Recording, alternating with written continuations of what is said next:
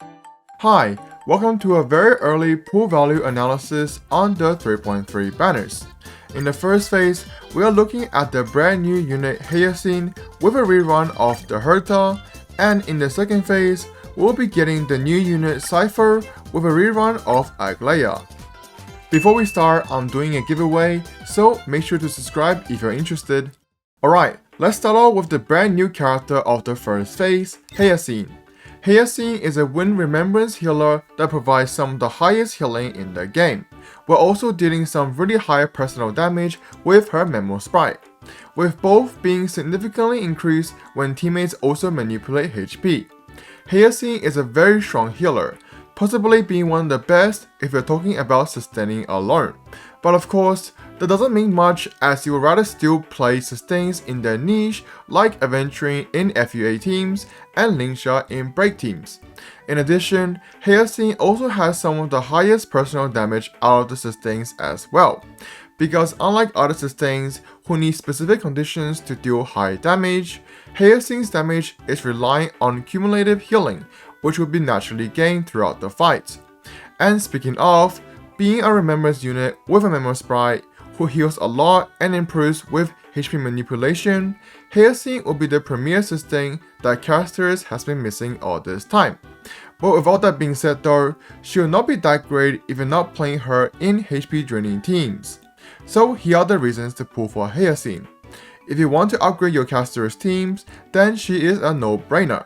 But since she likes HP draining DPSs, My Day and Blade teams will also enjoy her. However, overall speaking though, she is just a genuinely good healer, so if you're still missing a limited sustain or just want another sustain, Hyacine will be a great option. That being said though, if your caster's team is strong enough or if you already have multiple limited sustains, Hyacine will not bring much to your account. Moving on to the rerun of the first phase, the Herta. The Herta is an Ice Erudition DPS that has some of the highest damages in the game. Her kit utilizes a second erudition unit and frequent AoE attacks to gain a high amount of energy, which allows her to deal massive damage through her ultimate and her enhanced skill. The Herta is one of the best DPSs in the game and is looking to be the top choice in AoE only content like Pure Fiction. While her personal damage is very high, what makes her so strong in these type of contents is a requirement of a second erudition unit. So in return, you have two DPSs dealing massive damage in AoE while also gaining bonus buffs from the Herta's kit alone. Additionally, the way her kit works specifically benefits from AoE content, and especially AoE content with one high HP boss in the middle. In AoE, her high ultimate cost will become very easy to get, and she also gains high amounts of damage increase.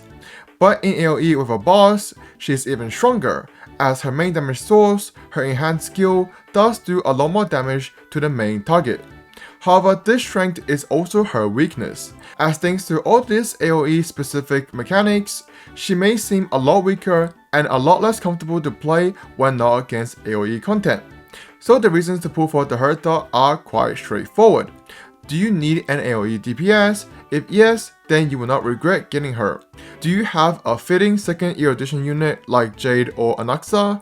If you do, then she'll be great for them. And even if you don't have her best erudition teammates, if you are just in need of a pure fiction carry, she'll be just fine with a free-to-play teammate like Small Herta or several. But that being said though, if you don't need an AoE DPS for Pure Fiction and are fine with AoE contents in other places, and especially if you don't have her best teammates in both Erudition and Harmony paths, she will not be that beneficial for you. Now onto the second phase, starting with the brand new unit, Cipher. Cipher is a quantum nihility sub DPS that provides a very hefty debuff while also dealing some pretty high personal damage thanks to her very frequent follow-up attacks. Cipher will be one of the strongest debuffers in the game.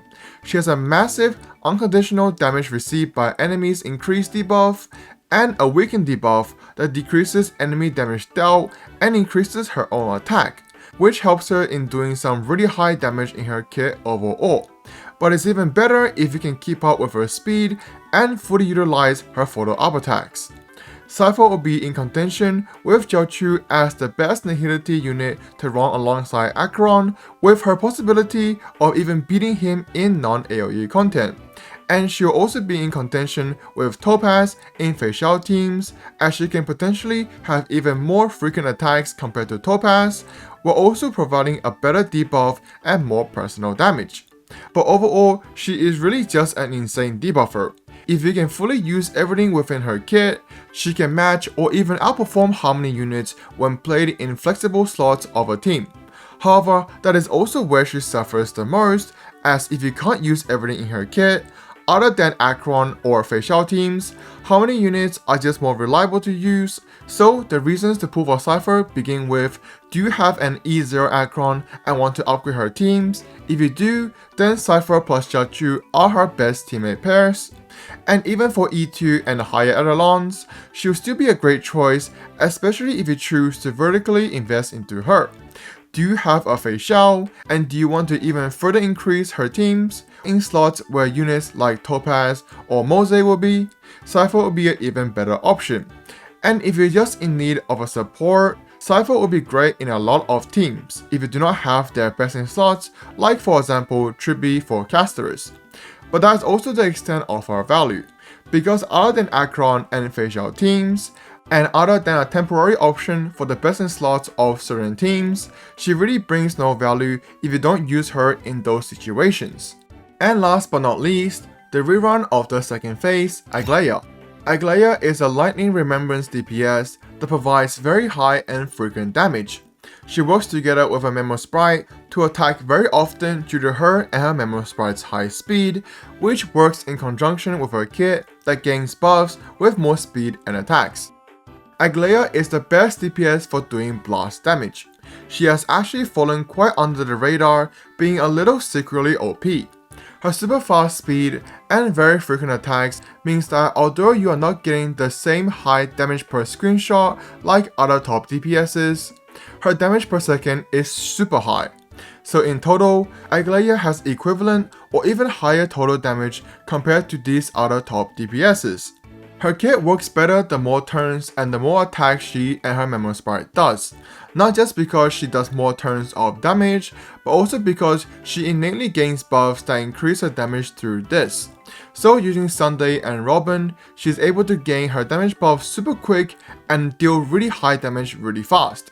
And together with Huohua and Sunday's energy gain, she's also able to keep a relatively high, if not permanent damage uptime.